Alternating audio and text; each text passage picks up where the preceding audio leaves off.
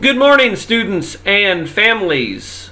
This is April 17th. I almost forgot what the date was, but I had to look it up right before the video. It is April 17th. I hope that you are having a great week this week, and I hope that you have a fantastic weekend. We are still in the Easter season today and through this weekend, so please make sure that you are remembering the joys of the risen Lord.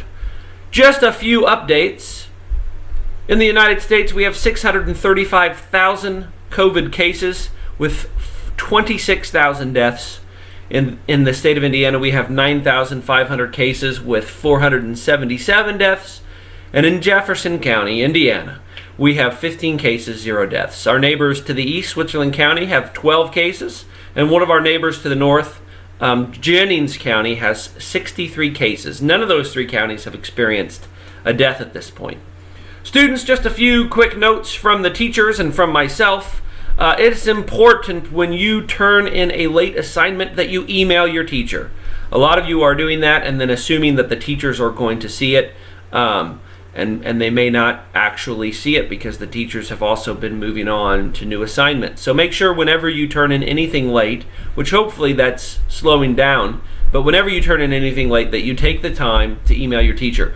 Also, concerning emailing your teacher, make sure that if you have a question about an assignment, that you take the time to email your teacher that question. A lot of you are just putting that question in the assignment itself, and then the teachers aren't seeing those questions until after the assignment has been due.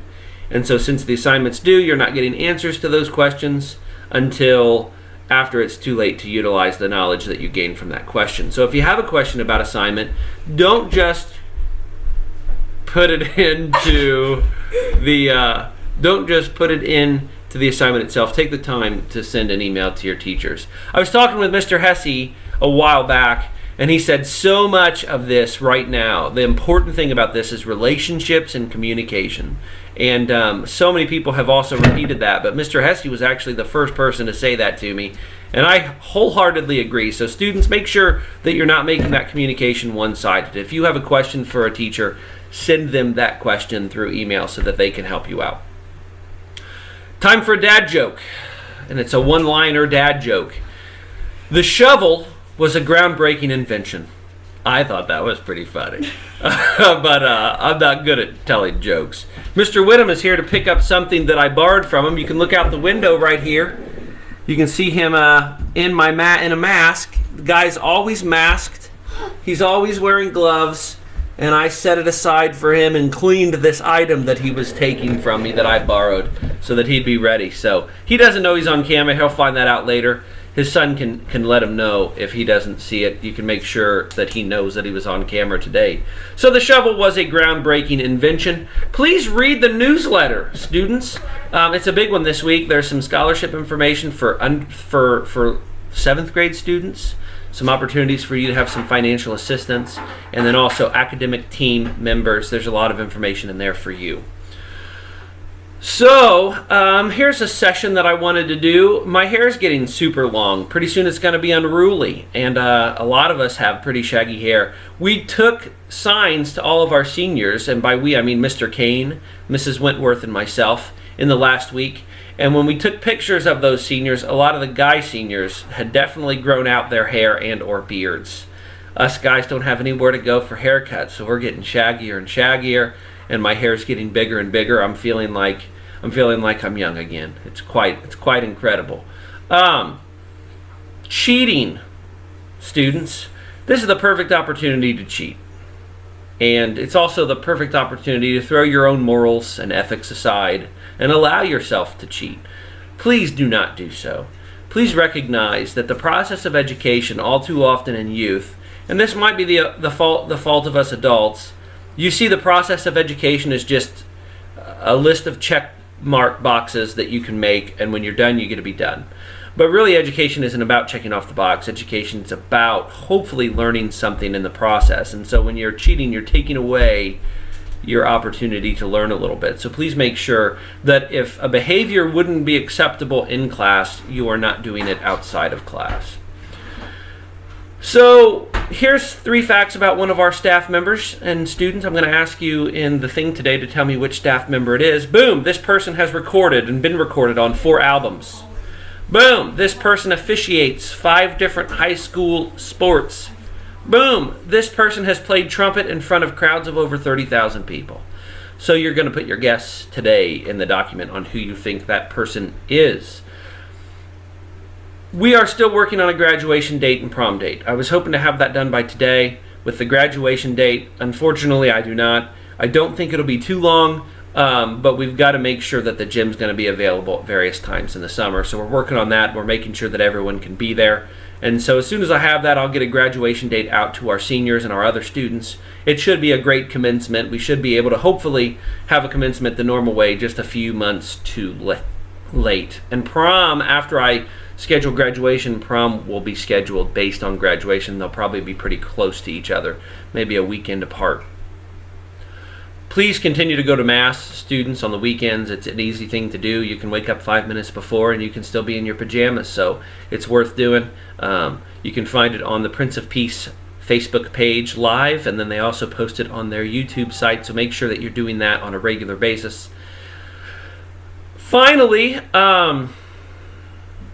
social distancing. On the initial picture of this video, you can see it's actually a board game in the center of a table and 2 people spread way back from the table trying to look at it. I have been board gaming and gaming a little bit with some friends of mine online from college. Believe it or not, I do have a few friends left, and we normally don't get a chance to do that because evenings are so busy with all of us, but our evenings have cleared up a little bit, and so we're getting a chance to get on live and to board game from a safe social distance over the internet.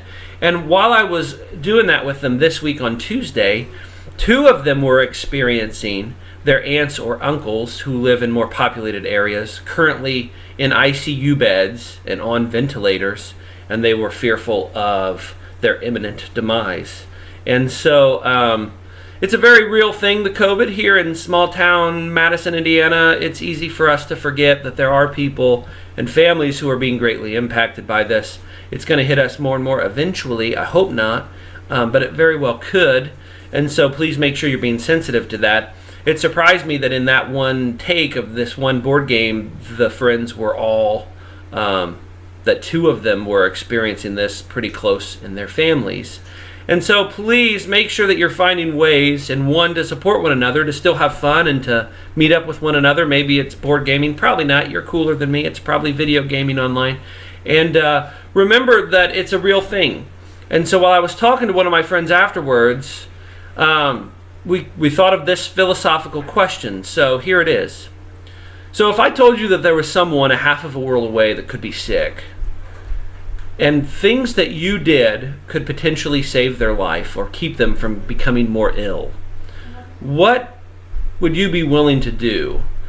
How far would you be willing to go to potentially save that person's life, to benefit that person's life, to benefit that person's health? Because that's what we're being asked to do. And it's kind of strange because we don't know that person. They're blind to us. It would be easier if we could see that person as our next door neighbor, or if it was our mothers and fathers. But sometimes it is our mothers and fathers, but oftentimes it's people that we don't know, that we'll never know. And we'll never know the effect that all of this social distancing is having on the world around us. All of the charts and all of the projections coming out about how bad this is going to be have been getting better and better and better, and that's in large part, they believe, because we have been social distancing and schools have been not having face-to-face instruction. So even though it's going to get harder and harder for us to stay in, and we're going to want to get out there and see people and be close and experiencing our normal life, we've got a little bit of time left before we can do that. And please know that half a world away, or maybe just down the street, there are people who are relying on some of us to make sure that we are being cognizant of how we are spreading our own germs so that we can benefit them, so that we have a small way, a small chance to maybe save somebody that we don't even know that we're saving. Not to be overly dramatic, but that's kind of the name of the game right now.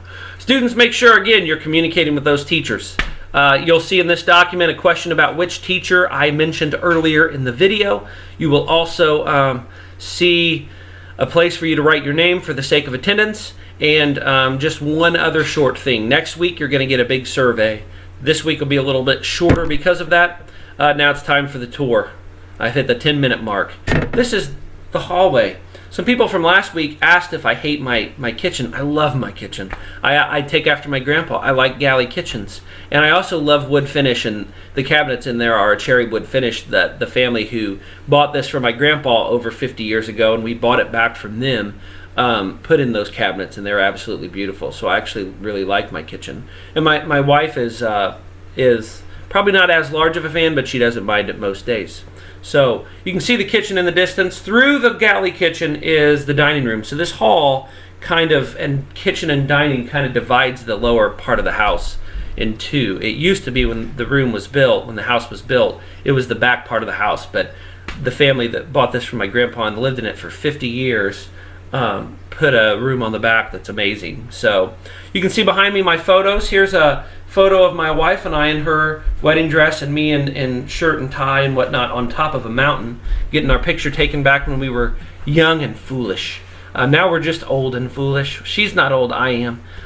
Turning 40, she's not 40 yet, so I'm the old one, I guess. She's not. We got some art from her mother-in-law on the wall. We got the old family photo, some art from Juliet and Luke up above. One of my favorite pictures in the world, we got Our Lady of Guadalupe right here, the only image that Mary ever gave us of herself.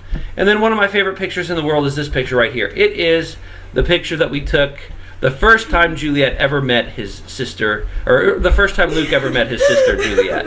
And so you can see the excitement on his face, and he still likes her about that much, which is really nice. Here's the rest of the hallway. You can see our little corner cabinet where we try to keep some food since the kitchen's kind of small. And then there's there's a lot of names for those. Some people say powder room. I just say bathroom right in there. So this is our little closet. Look at this amazing chandelier that was here when we moved in. These have become kind of popular again, and we love it. So here's our little thing. You can kind of turn around. You'll see when I turned, I'm sitting next to a window that heads outside. And if you keep turning, you can see that we get into our back room through that method right there. All right, that's the hallway. Students, it's a little bit longer today, 12:30. Sorry about that, but please make sure you're getting your work done. You're doing a good job. As I've called a lot of families the last couple of days, I'm hearing that students are generally getting their work done. I'm also hearing that some of you students are retreating away to your bedrooms and wanting to shut the door and stay in there all day. That's sometimes fine, but there is a group of people who may suffer from some depression, and shutting yourself off from the world usually increases that sense of depression. So if you're finding yourself in a melancholy mood and your instinct is telling you to go away and hide in a hole, you actually have to fight that instinct, and you have to try to go out into the world just a little bit, and it's hard to do that now. But take some time every day to come out and be with your family, be with your parents, give them a hug, watch a show with them, eat dinner with them, do something that's pulling you out of that room. Because if you don't, you may begin to feel shut off from the world, and that can sometimes increase people's sense of depression, and it can increase people's sense of separation, loneliness, and anxiety. So make sure you're not shutting yourself off from the world. Even if your heart is telling you to do that, you got to fight that instinct. Students, we love you. We miss you. I hope that you are healthy and well. If you need anything, you can email me, and have a great weekend.